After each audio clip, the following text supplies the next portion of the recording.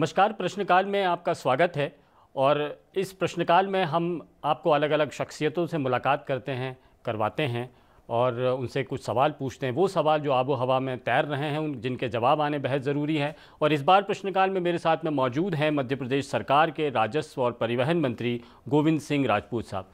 राजपूत साहब, आपका बहुत बहुत स्वागत है प्रश्नकाल में। धन्यवाद। और सबसे पहला सवाल मेरा ये है कि बहुत कम लोग ऐसे हैं जिनको पुराने डिपार्टमेंट्स में काम करने का मौका मिला है। आपको दो सरकारों का तजुर्बा है।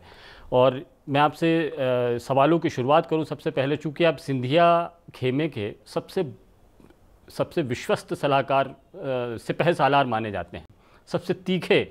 अगर सिंधिया पर किसी ने कुछ बयानबाजी की तो सबसे पहला हमला आपकी तरफ से आता है। और इसीलिए मैं आपसे कह रहा हूं कि आप उस वक्त से हैं जब आप नौजवान हुआ करते थे और सिंधिया खेमे के अलम आपने शुरुआत से ही किया। सागर और आसपास के इलाकों में, बुंदेलखंड में आपका अलग रुतबा है। तो सिंधिया जी के मामले में जब भी आप आते तो आप बहुत भावुक हो जाते हैं। सबसे पहला सवाल मेरा ये, जब आप कांग्रेस में भी थे तब हमेशा ये कहते थे वो प्रदेश अध्यक्ष की भूमिका निभाएं, नेतृत्व करें, मुख्यमंत्री बने।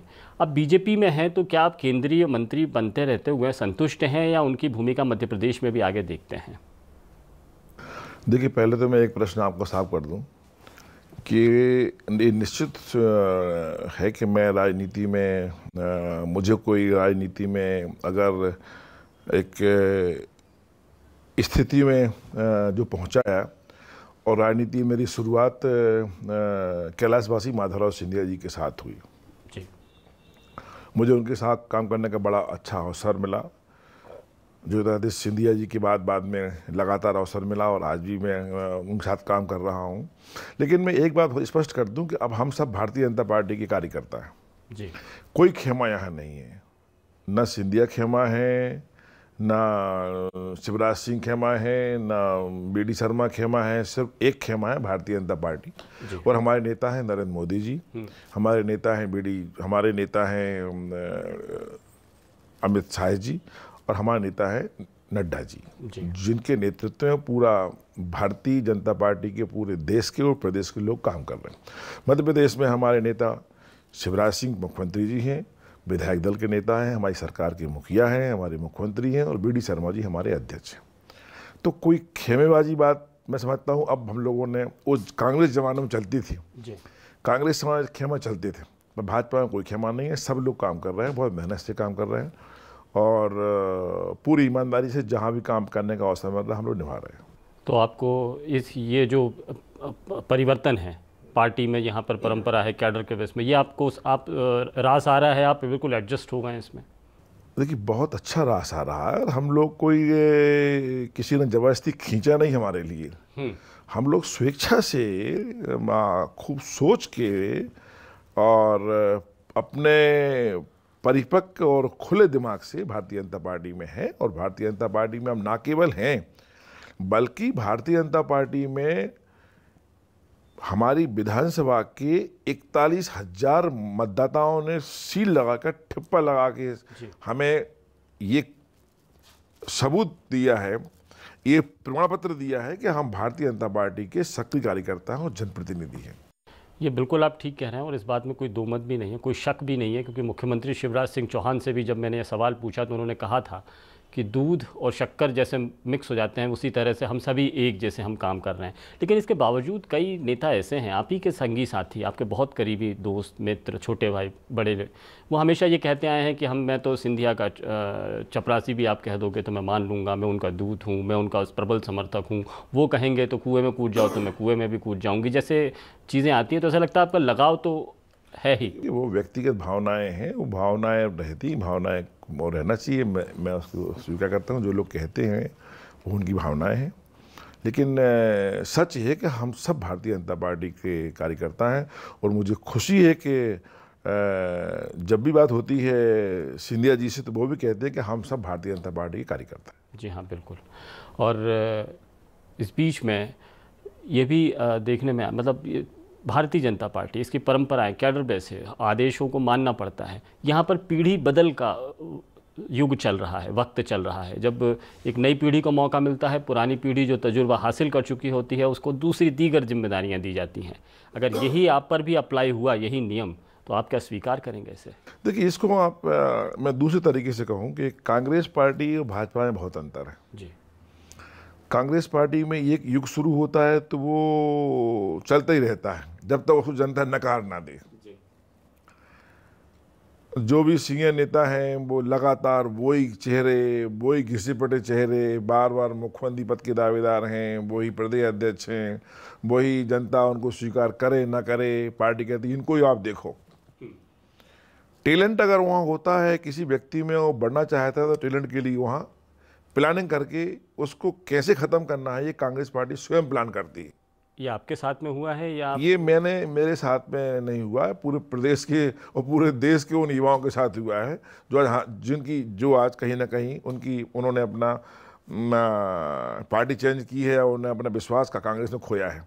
लेकिन मैंने तो ये देखा कि आपने एक बड़ी ज़बरदस्त रैली सागर में एक देखिए, मैं आपको बता रहा हूँ, मैं आपको आगे बता रहा हूँ, मेरा कहने का तात्पर्य समझिए आप। कांग्रेस आज इतनी बुरी स्थिति में क्यों है पूरे देश में?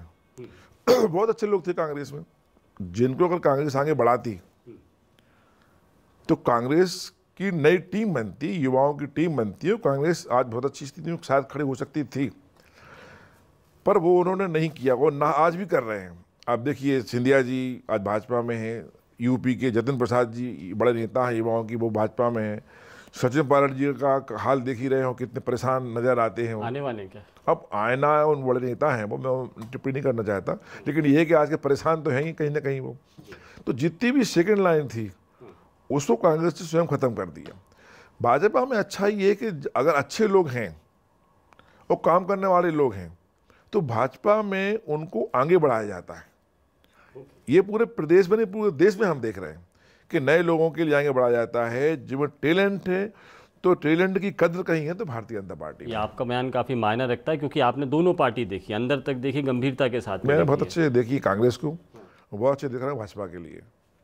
मैं अपनी बात नहीं कर रहा हूँ, एमपी की बात नहीं कर रहा हूँ, पूरे देश की बात कर रहा हूँ जी। आप पूरे देश को देखिए, जहाँ उनको लगता है कि अच्छा आदमी है, काम करने वाला व्यक्ति है, जनता को स्वीकार है, उसको आगे बढ़ाते हैं।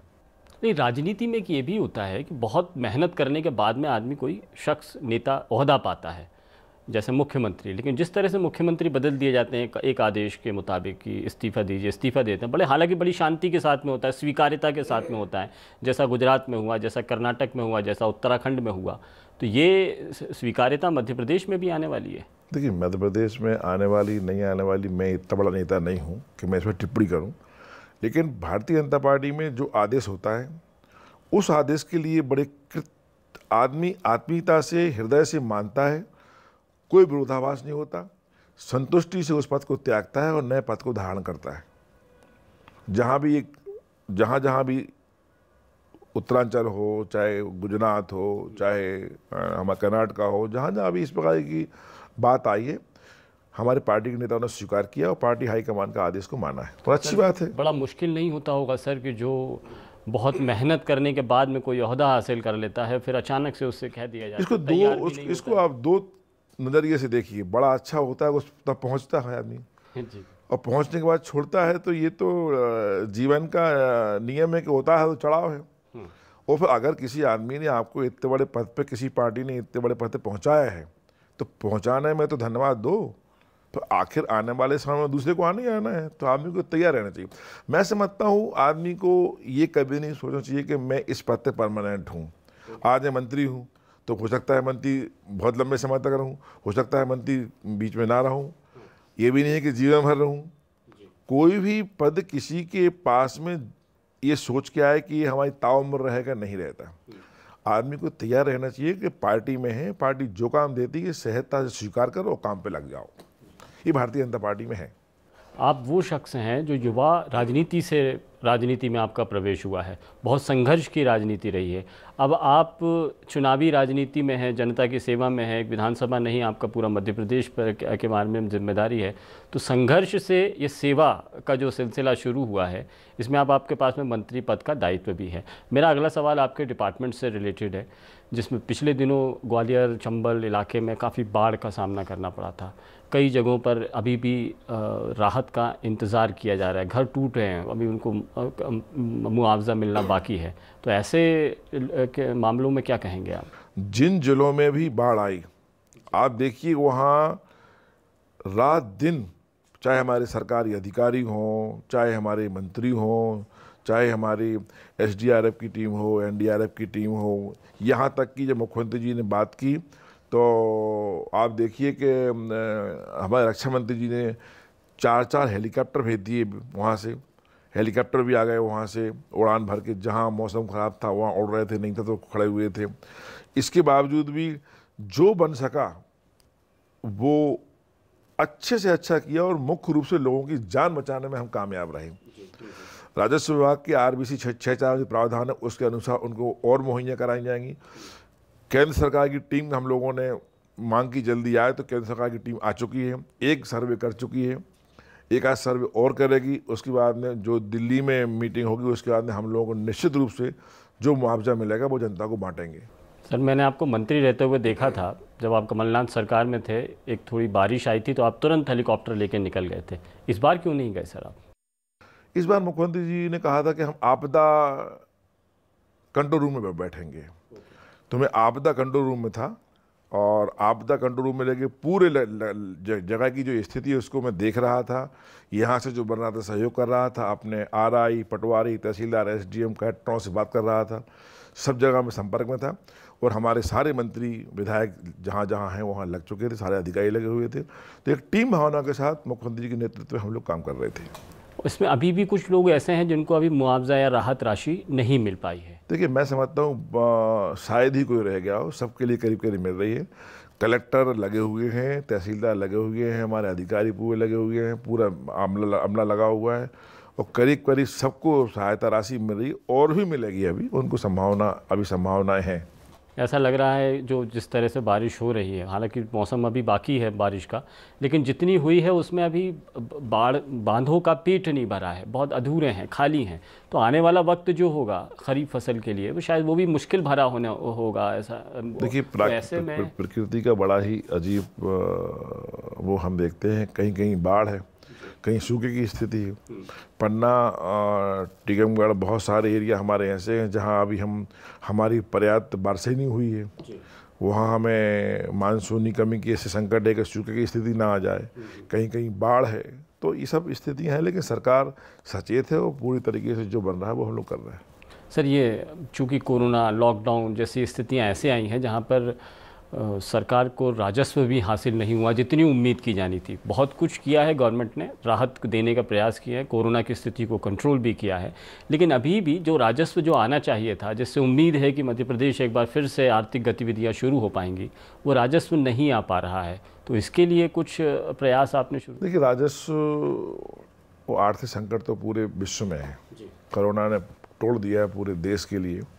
लेकिन अच्छी बात यह है कि पैसे की कमी का रोना मुख्यमंत्री जी ने कभी नहीं रोया, हमेशा वो मंच पे कहते हैं। और हम लोगों ने बहुत अच्छी व्यवस्था की है, कोशिश ये की है कि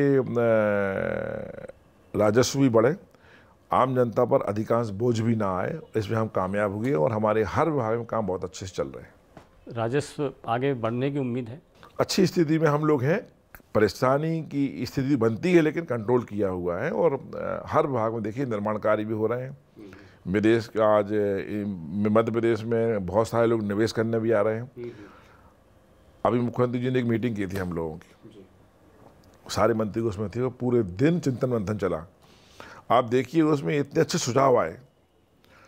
मैं कहता हूं कि मंत्रियों ने ऐसे ऐसे सुझाव दिए जिसकी कल्पना नहीं थी, उस पर अमल शुरू हो गया है। मैंने एक मुख्यमंत्री जी को सुझाव दिया था कि हमारे हम देखते हैं, आप भी देखते होंगे कि परिवहन विभाग की, आबकारी विभाग की, फॉरेस्ट विभाग की, थानों में आप देखो हजारों गाड़ियाँ खड़ी हैं, जब्त हो जाती हैं, वो हजारों गाड़ियाँ खड़ी हैं, उनका एक्शन कर दें तो करोड़ों पे आ जाएगा। तो पड़ी रहती हैं। तो मैंने कहा साहब एक नीति बनाई है ऐसी कि इनकी एक्शन हो जाए, तो इन भाई जुर्माना होगी, पड़ी रहती हैं, तो उस पर नीति बन रही है। तो ऐसे कई सुझाव आ रहे हैं कि आम जनता का बोझ नहीं पड़ना और करोड़ों अरबों रुपए हमको मिलने वाला है। तो कुछ नए साधन इस तरह के बहुत सारी हम लोगों ने बहुत सारी व्यवस्थाएं की हैं। बहुत सारे ऐसे नजर इस वो देख रहे हैं राजस्व के तरीके कि जिसमें आम जनता का बोझ नहीं पहुंचना है। और बहुत सारी चीज़ें पड़ी हैं, इसका किसी का ध्यान ही नहीं है। अब बहुत सारी संपत्ति पड़ी है हमारे राजस्व की परिवहन की अरबों की संपत्ति पड़ी है, नागपुर में पड़ी है हमारी, झांसी में पड़ी है हमारी, यूजलेस लोग कब्जा किए हैं उस पर, क्योंकि डिपो हमारा वो तो बंद हो गया ट्रांसपोर्ट हमारा है। अब जब हमारा सरकारी पूरा का पूरा विभाग बंद हो चुका है, संपत्तियाँ पड़ी हैं, पन्ना में है, टीकमगढ़ में, कई जगह है, सागर में है, उसको हम लोग ऑक्शन कर रहे हैं और उसका पैसे का उपयोग करेंगे। बड़ी चीज़ बता रहे तो हैं कि बहुत सारी संपत्तियाँ ऐसी हैं जो यूजलेस पड़ी हैं, जिनमें कब्जा किए हैं लोग बरसों से। हमारी संपत्ति केरल में है, तो ढूंढा हम लोगों ने, भाई क्यों पड़ी हुई है, उसको हम लोग ऑक्शन करें, उसका उपयोग करें, सरकार में उसका पैसे का उपयोग करेंगे। सर आपके डिपार्टमेंट में आप से लोगों को उम्मीदें भी बहुत हैं और आप नो डाउट आप काम कर भी रहे हैं, लेकिन कुछ ऐसी घटनाएं हो जाती हैं जिसमें ऐसा लगता है कि उम्मीदें शायद बहुत ज़्यादा पाल ली हैं। हड़तालें भी हो गई हैं, पटवारियों ने हड़ताल की कि हमारा वेतन हमारा नहीं बढ़ाया, सैलरी बरसों से एक ही सैलरी पर काम करो, जो जायज़ मांगे लगती हैं। तो उसके लिए कुछ सोच रखा है सर आपने? पटवारियों की वेतन मान की बात थी, हम लोग उस पर अमल करने वाले हैं, लेकिन वो लोग कोर्ट से निर्णय हो गया, उस पर मामला चूँकि कोर्ट में है और सुनवाई के बाद में जो भी होगा उनके साथ में उनके हित में काम किया जाएगा। जी। कुछ बातें पटवारी भर्ती को लेकर भी आई हैं, तो लंबे सा अरसे से आप चाहते भी हैं कि उनकी भर्ती जल्दी से शुरू हो जाए। सर मामला कहाँ अटका हुआ? कई लोग हैं जो ट्विटर पर मुझसे सवाल पूछते रहते हैं, बार बार पूछते रहते हैं कि आप जवाब लेकर आ जाइए। तो सर मैं आपसे सवाल ही पूछ लेता हूँ। नहीं, पटवारी भर्ती देखिए, हमने 9,000 पटवारी की भर्ती की थी और अभी पटवारी हमारे बहुत कुछ पटवारी हमारे हैं, लेकिन हम चाहते हैं कि हर पंचायत में पटवारी हो, उसके लिए हमारी प्रक्रिया अभी चल रही है और आवश्यक हुआ तो हम वित्त विभाग की सहमति से और मुख्यमंत्री जी का चर्चा के बाद में कुछ नियुक्तियाँ अभी और करेंगे, ऐसा सोच हमारा विचार चल रहा है। पटवारी हैं, तहसीलदार हैं, नायब तहसीलदार हैं, पिछले कुछ दिनों के उनके साथ में जिस तरह घटनाएं हुई हैं, मारपीट की हुई है, हिंसक घटनाएं उनके साथ में हो गई, बड़ा रोष जताया है उन्होंने कि कभी नेताओं के गुस्से का शिकार हो जाते हैं, कभी जनता के, वो बीच में पिस जाते हैं। वो हमेशा मांग कर रहे हैं कि उनको ऐसा कानून के दायरे में लिया जाए जिससे उन पर हमला करने वाले, हिंसा करने वालों के खिलाफ में सख्त कार्रवाई हो सके। कुछ प्लान किया है सर इस पर? देखिए, इस पर लॉ एंड ऑर्डर की जब व्यवस्था होती है तो हमारे पटवारी, आरआई, तहसीलदार, एसडीएम सब को जाना पड़ता है और स्थितियाँ कभी कभी ऐसी निर्मित हो जाती हैं। पर मैंने एक मांग आई थी हमारे तहसीलदार और एसडीएम की तरफ से कि जब इस प्रकार की घटना में, जब इस प्रकार के कभी मूवमेंट होते हैं, बड़ी बड़ी रैलियां होती हैं, पथराव हो जाते हैं, तो उसमें हमारे एसडीएम, हमारे तहसीलदार, हमारे नायब तहसीलदार, राजस्व के लोग जाते हैं और हम देखते हैं कि उनके पास ड्रेस तो होती नहीं है, तो उनके लिए पत्थर मार देते हैं लोग, लाठीचार्ज हो जाती है। उन्होंने मांग की कि हमको लाल बत्ती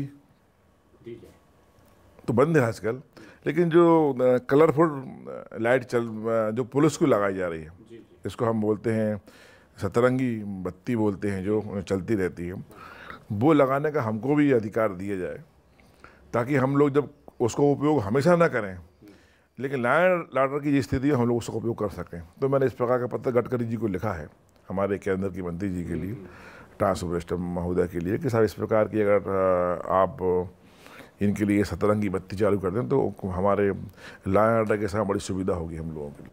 तो ये तो मंत्रियों के साथ भी हो सकता है, मंत्रियों को भी बत्ती होनी चाहिए। नहीं, मंत्री उस व्यवस्था में, मंत्री कभी इस प्रकार के मूवमेंट में डायरेक्ट नहीं जाते, विपक्ष के लोग जाते हैं, मंत्री कहाँ जाते हैं? वो तो अधिकारी हमारा, हमने कहा कि जाइए वहाँ वो चवाली लग गई है, उधम हो रहा है, तो तहसीलदार पहुँचता है फटाफट वहाँ, एसडीएम पहुँचता है फटाफट वहाँ, हमारा आरआई पहुँचता है वहाँ, वो तो सिविल ड्रेस में रहता है। तो मैं तो कहता हूँ कलेक्टर से घटना हो जाती है, कलेक्टर से घटना हो जाती है। और देखिए कितनी घटना हो गई थी हमारी वहाँ पर, आप देखा होगा मंदसौर में आपने, कलेक्टर के लोगों ने पीछे से बदतमीजी कर दी थी, उसको अबाध्यता कर दी थी। तो इस प्रकार की स्थिति निर्मित ना हो, इसलिए मैंने ये लोगों की मांग पर मैंने पत्र लिखा हुआ है।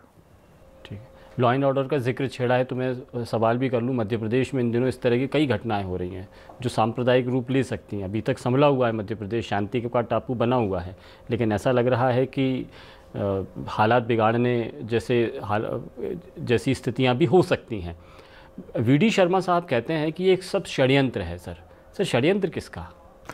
देखिए, वीडी शर्मा जी बड़े अनुभवी आदमी हैं और वो इस बात तो कहते हैं, तो कुछ जो उनका नज़रिया है, जो उनकी सोच है और जो उनकी खबर है वो सच होगी। जहाँ तक मैं ये देखता हूँ कि फ़िलहाल तो पूरे देश में मध्य प्रदेश बहुत शांति का टापू है। आप देखिए, फिल्म वाले आते हैं हमारे पास और बहुत सारी इस समय मैं समझता हूँ मध्य प्रदेश में कई फिल्में चल रही हैं। उनका भोपाल है, हमारा खजुराहो है, हमारा महेश्वर है, ओंकारेश्वर है, सब जगह शूटिंग हो रही है। वो कहते साहब बड़ा शांत है मध्य प्रदेश में। हम लोग अन्य प्रदेश में जाते हैं तो जुए हटकी होती है, हमारी फिल्म कलाकार से बदतमीजी होती है, वो खराब बर्ताव कर देते हैं। यहाँ तो बहुत शांत है, तो हम लोग यहाँ बसना चाहते हैं। तो बहुत सारे लोग हैं जो मध्य प्रदेश में बहुत सुकून महसूस करते हैं। तो ये शांति सुकून ना बिगड़े और कुछ लोग प्रयास करते रहते हैं। ये हैं लोग जिनको मैं नाम लेना नहीं चाहता, वो चाहते हैं कि यहाँ भी शांति व्यवस्था खराब हो, क्यों ना यहाँ का माहौल भी खराब हो। लेकिन मध्य प्रदेश की भाजपा सरकार सचेत है और इस प्रकार की वारदात कहीं होगी तो कठोर से कठोर कार्रवाई की जाएगी। आप नाम लेना नहीं चाहते हैं, वीडी शर्मा साहब खुल के कहते हैं कि कांग्रेस है इसके पीछे, जो मध्य प्रदेश की फ़िज़ा ख़राब करना चाहती है। कांग्रेस आपको लगता है होगी? देखिए, कांग्रेस कई मुद्दों को अनावश्यक तूल देती है, जिसका मैं समझता हूँ कोई सिर है ना पैर है। अब वो कहाँ की तुलना कहाँ कर देते हैं। आप देखिए, कुछ मुद्दा हुआ वो तुलना कर देते हैं आरएसएस से। आप भी इस वक्त में हमलावर बहुत हैं, आपके कभी ट्वीट के ज़रिए कभी बयान आपके ऐसे आते हैं जैसे कांग्रेस पर आप भी हमले छेड़ देते हैं ऐसे में। तो ये सब सर आपका इस तरह का नेचर मैंने अभी तक नहीं देखा। अब ये इतने आक्रामक और हमलावर क्यों हो रहे हैं? देखिए, ये हर चीज़ क्रिया की प्रतिक्रिया होती है। पहले नहीं होती थी, अब होने लगी। और क्रिया की प्रतिक्रिया होने में कोई, मैं समझता हूँ, अफसोस की बात नहीं है, गलत भी नहीं है। आप अगर अनावश्यक कमेंट्स करोगे और अपनी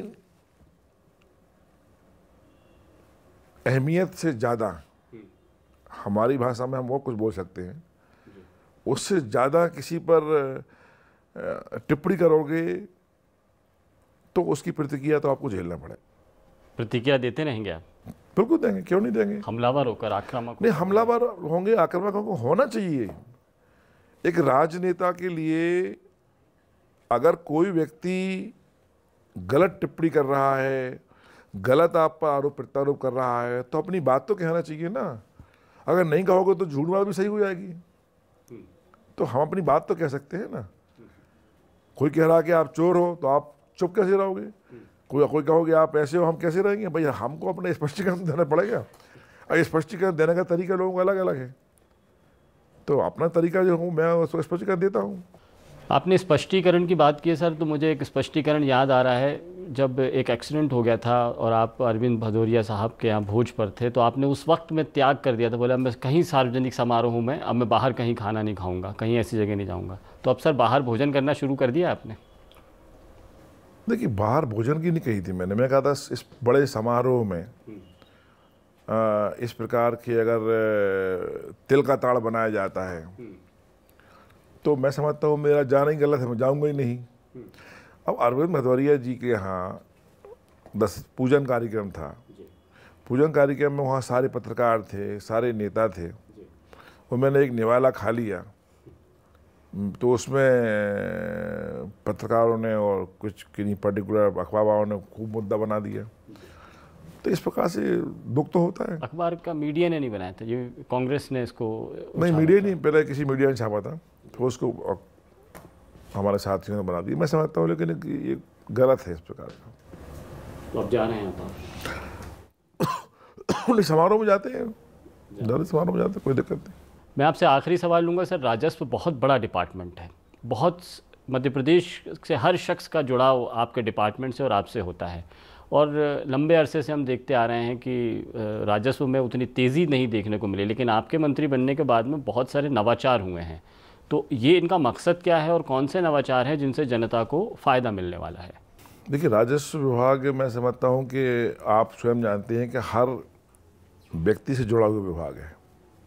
हर आदमी को पटवारी से काम पढ़ना, आरआई से काम पढ़ना, मकान की रजिस्ट्री हो, नामांतरण हो, बच्चा पैदा हो तो तब से शुरू हो जाता है उसका नाम लिखना, कोटवा लगता है कि बच्चा पैदा हुआ है, सुनते हैं उसमें उसका नाम दर्ज होता है। बड़े बड़े काम भी सब इसमें होते हैं। कई चीज़ों में हम देखते थे, जैसे आज का ज़माना बदला है। पटवारियों को आप देखते हैं, पटवारियों का बस्ता आपको याद होगा, अच्छा मोटा बस्ता रहता है, लेके चलते हैं। मैं जब बचपन में था तो इतना बड़ा बस्ता होता था, गांव का पटवारी आता था। और कई सालों से अंग्रेज़ों के ज़माने से लोग पटवारी के बस्ता देख के घबरा जाते हैं, पूरी उसमें अपनी रिकॉर्ड रखता है और चलता है। तो मैंने कहा नहीं, बदलो इस सिस्टम के लिए। ज़माना बदल गया है, इनको लैपटॉप दो। तो हमने पटवारियों को लैपटॉप देना शुरू किया। आज देखिए हमारा अधिकांश पटवारियों के पास लैपटॉप पहुँच चुके हैं। अभी हमने पहले बैंकों में जो आप देखते थे भूमि बंधक होती थी, कुछ या को लोन लेना है तो बैंक कहता था आप उस बैंक में जाओ, उस बैंक में जाओ, उस बैंक में जाओ। बेचारा वो 10-15 बैंक घूमता रहता था, टिप्पा लगवाता रहता था, फिर पहुंचता था बैंक लेने के लिए। अब हमने उसको बैंक को ऑनलाइन कर दिया। कोर्स पद्धति ला रहे हैं जिसमें 12 महीने सीमांकन होगा।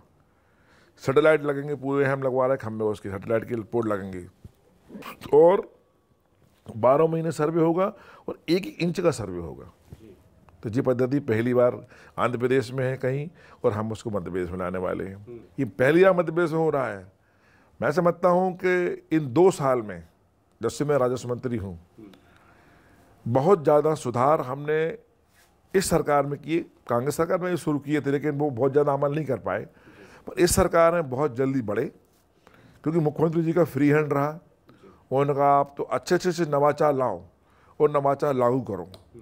तो हमारे बहुत सारे नवाचार हुए हैं। अभी आपको शायद कम दिख रहे होंगे क्योंकि हमने अभी प्रचार प्रसार कोरोना केस से बहुत ज़्यादा हम नहीं कर पाए।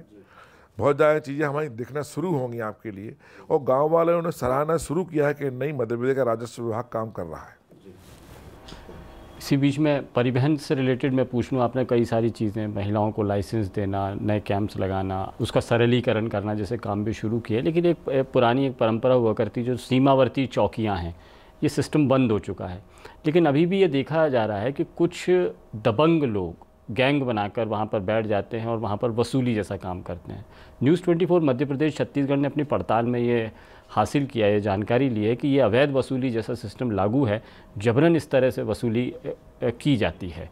तो इसके लिए आप कुछ अब ख़ास कार्य योजना बनाएंगे इस सूचना के ज़रिए? देखिए, इस प्रकार की बात हमारे संज्ञान में अभी तक नहीं आई है, लेकिन हाँ कई खबरें आती हैं कि जैसे ट्रक खड़े हैं उनको थोड़ा परेशान किया जा रहा है, लंबी लाइन लगी हुई है। कई बार हम देखा हमने कि दूध के हमारे टैंकर आते हैं, उनको खड़ा किए हैं वो लोग। कई लोगों पे एक्शन भी किया है, और मैंने अभी 4 दिन पहले ही सारे नाकों को आदेश दिए हैं कि कहीं इस प्रकार की शिकायत आएगी तो हम उनको सस्पेंड करेंगे, टर्मिनेट करेंगे। इसलिए कहीं भी शिकायत नहीं आना चाहिए। बहुत बहुत शुक्रिया हमसे बात करने के लिए, हमें जानकारी देने के लिए। काफ़ी सारी, ढेर सारी आपने जानकारियाँ दी हैं। तो ये गोविंद सिंह राजपूत साहब है, मध्य प्रदेश सरकार के मंत्री, पिछले 2 साल से लगातार मंत्री है। काम करने का मौका अब मिला है, और उनसे बातचीत के ज़रिए ऐसा लगता है कि वो जिस तरह फ्री हैंड लेकर वो शिवराज सरकार में काम कर रहे हैं, नए नवाचार कर रहे हैं, मध्य प्रदेश की जनता को राहत बहुत जल्दी मिलना शुरू हो जाएगी। और जैसा कि वो बता रहे हैं कि अब वो भाजपा में आकर रच बस गए हैं, पार्टी की रीति नीतियों पर पूरा भरोसा करते हुए पार्टी की कामकाजों को आगे बढ़ाने के लिए सक्रिय है। गोविंद सिंह राजपूत के साथ बातचीत में फ़िलहाल इतना ही। प्रश्नकाल में हमें दीजिए इजाज़त, लेकिन न्यूज़ 24 मध्य प्रदेश छत्तीसगढ़ पर खबरों का सिलसिला जारी है।